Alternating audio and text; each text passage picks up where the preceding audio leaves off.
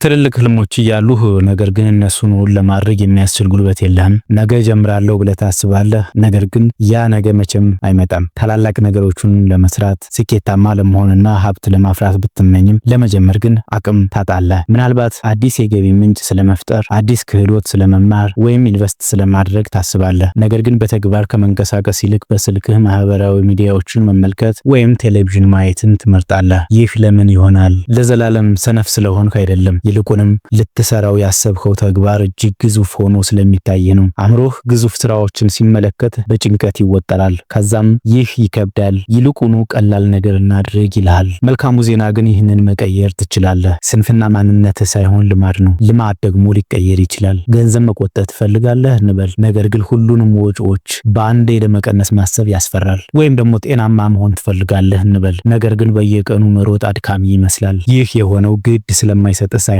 አእምሮህ ምቾትን እንዲፈልግ ሆኖ ስለተቀረጸ ነው። ነገር ግን አእምሮህን ማሸነፍ ትችላለህ። ስንፍናን አሸንፈህ ወደ ስኬት ጎዳና ለመግባት የሚረዱህ 3 ቀላል እርምጃዎችን ልንገርህ። አንደኛ፣ ግዙፍ ስራዎችን ትንሽ አድርጋቸው። ትልልቅ ስራዎች ያስፈራሉ። ስለዚህ ወደ ትናንሽ ክፍሎች ለውጣቸው። ለምሳሌ መጽሐፍ ከፈለክ ስለ 200 ገጾች አታስብ። ዛሬ አንዲት አረፍተ ነገር ብቻ ጻፍ። ተራራን እንደመውጣት ቁጠረውና ወደ ተራራው ጫፍ የሚደረሰው በአንድ እርምጃ ከዛም በሌላ እርምጃ ነው። ጊታር መማር ከፈለክ በአንድ ቀን ሙሉ ዜማውን ለመጨረስ አትሞክር። በአንዲት ቃና ብቻ ጀምር። ትናንሽ ስኬቶች ተጠራቅመው ትልቅ ውጤት ያመጣሉ። ትኩረትህ በሂደቱ ላይ እንጂ በፍጹምነት ላይ አይሁን። ሁለተኛ፣ ቀላል የሆኑ የሁል ጊዜ ልማዶችን ወይም ደግሞ ሩቲንስ ብለን የምንጠራቸውን ፍጠር። በፍላጎት ወይም ደግሞ በጽናት ላይ ብቻ አትተማመን። የጽናት ጉልበት ሊያልቅ ይችላል። ልማድ ግን ነገሮቹን ያለ ልፋት በራስ ሰር እንዲሰሩ ያደርጋቸዋል። ለምሳሌ ስፖርት መስራት ከፈለክ የስፖርት ጫማህን ካልጋህ አጠገብ አስቀምጥ።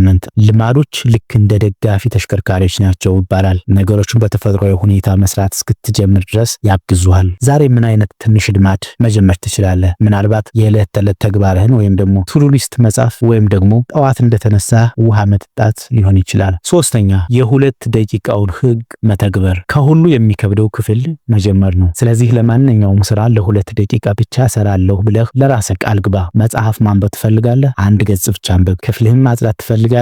በአንዱ ጥግ ብቻ ጀምር። አንዴ ከጀመርህ መቀጠሉ ቀላል ይሆንልሃል። ይህ ልክ ኳሷን ካቀበት ላይ ወደ ታች እንደ መግፋት ነው። የመጀመሪያው ግፊት ይከብዳል። አንዴ መንከባለል ከጀመረች ግን በራሷ ትሄዳለች። ተጨማሪ ምክር፣ ስራውን በጀመርህ በ2 ደቂቃ ውስጥ ለራስህ ትንሽ ሽልማት ስጥ። ሽልማት መጀመርን አስደሳች ያደርገዋል። እውነታው ይህ ነው። ዛሬ የምናደንቃቸው ስኬታማ ሰዎች ሁሉ የሚጀምሩት ከትንሽ ነገር ነው። ፍጹም መሆን አይጠበቅብህም። መጀመር ብቻ ነው ያለብህ። ህልምህን እንደ እሳት ቁጠረውና አሁን ያለው እንደ ትንሽ ፍም ነው። እያንዳንዱ የምትወስደው ትንሽ እርምጃ ግን እንደ ማገዶ እሳቱን ያቀጣጥለዋል። ለማጠቃለል፣ አንደኛ፣ ተግባራትን ትናንሽና ቀላል አድርግ። ሁለተኛ፣ የሚረዱህን የሁልጊዜ ልማዶች ፍጠር። ሶስተኛ፣ በማንኛውም ስራ ላይ በ2 ደቂቃ ጥረት ብቻ ጀምር። ትክክለኛውን ጊዜ መጠበቅ አይኖርብህም። አሁኑ ጀምር። ህልሞችህ እየጠበቁ ነው። እውን እንዲሆኑ አድርጋቸው። አስታውስ፣ ፍጹም መሆን አያስፈልግም።